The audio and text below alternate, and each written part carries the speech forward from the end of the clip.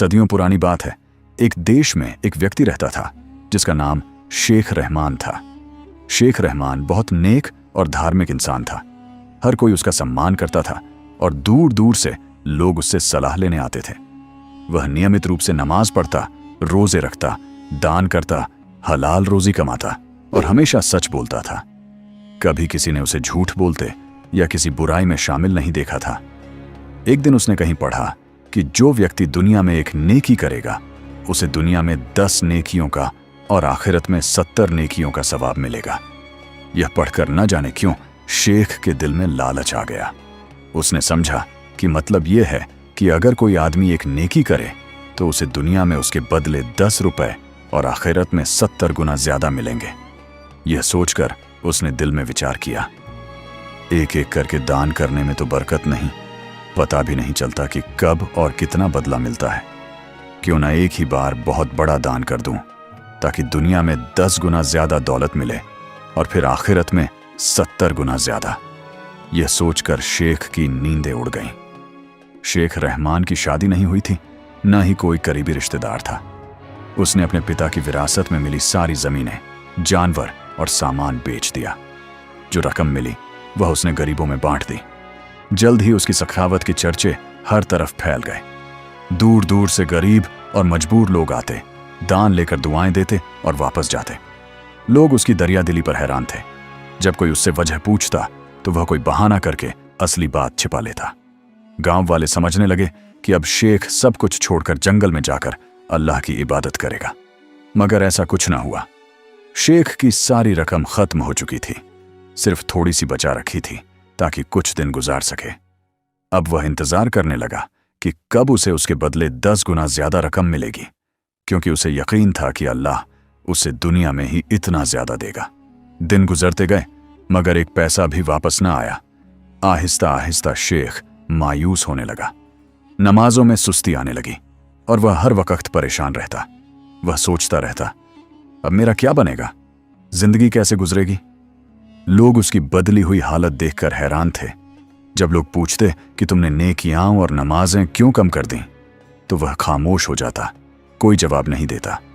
एक दिन एक अजनबी व्यक्ति उसके पास आया और बोला, भाई, मैं तुम्हारी नेक दिली और सखावत के चर्चे सुनकर बहुत दूर से तुमसे मिलने आया हूं, मगर यहां आकर देखा तो सब कुछ उल्टा है। यह क्या बात है? शेख ने बात टाल दी, विषय बदल दिया और वह व्यक्ति चला गया।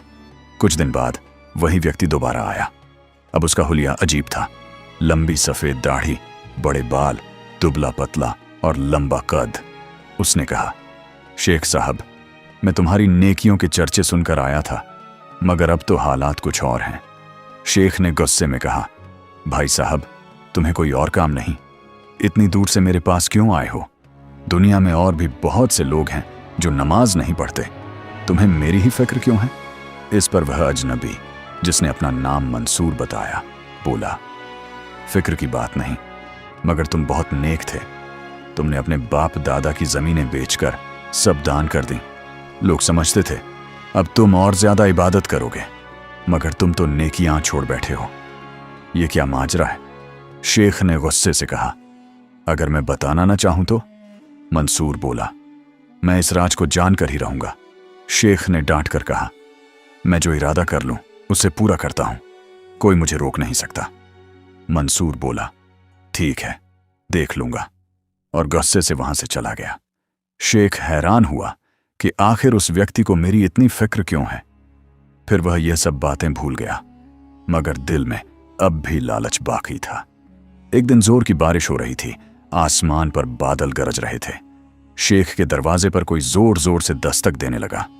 जब उसने दरवाजा खोला तो देखा वही मंसूर गधे पर बैठा बारिश में भीगा हुआ आया था। उसकी हालत बहुत खराब थी, कपड़े फटे हुए, दाढ़ी बढ़ी हुई। शेख ने पूछा, तुम इस हाल में यहां क्यों आए हो? मंसूर बोला, मैं बहुत गरीब हो गया हूं, दुनिया में मेरा कोई नहीं रहा। मैं तुम्हारे पास आया हूं ताकि बाकी जिंदगी तुम्हारी सेवा में गुजार दूं। शेख ने कहा, मगर मेरे पास अब कुछ नहीं बचा। मंसूर बोला, मुझे कुछ नहीं चाहिए, न तनख्वाह न खाना, बस तुम्हारे साथ रहना चाहता हूं, तुम्हारी सेवा करना चाहता हूं। शेख ने सोचा कि मुफ्त में नौकर मिल रहा है, और उसे अपने पास रख लिया। मंसूर कई दिनों तक शेख की सेवा करता रहा। घर के सारे काम, लकड़ियां लाना, सफाई, यहां तक कि हाथ पांव दबाना। शेख बहुत खुश था। एक दिन शेख ने कहा, मंसूर, मैं तुमसे एक जरूरी बात करना चाहता हूं।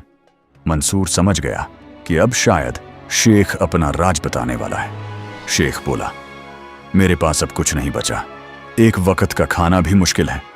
मैं तुम्हें मशवरा देता हूं कि तुम कोई और जगह ढूंढ लो, मेरी वजह से तकलीफ मत उठाओ। मंसूर बोला, शेख साहब, मैंने सेवा किसी लालच में नहीं की। मैंने वादा किया था कि हर हाल में तुम्हारे साथ रहूंगा, इसलिए मैं अपना वादा निभाऊंगा। मगर एक बात बताओ, तुमने अपनी जमीनें दान क्यों की और इतनी बड़ी नेकी के बाद इबादतें क्यों छोड़ दी? शेख चुप हो गया, फिर कहा, मैं समझता था तुम ये बात भूल चुके हो। मंसूर बोला, ऐसी बातें कोई नहीं भूलता। मैंने इतने दिन तुम्हारी सेवा की, तुमने कभी नहीं बताया, अब सच बता दो। शेख पिघल गया।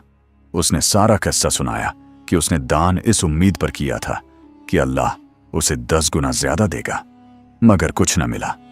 मंसूर गौर से सुनता रहा, फिर बोला, क्या तुमने किसी से इस बात की तस्दीक कराई थी?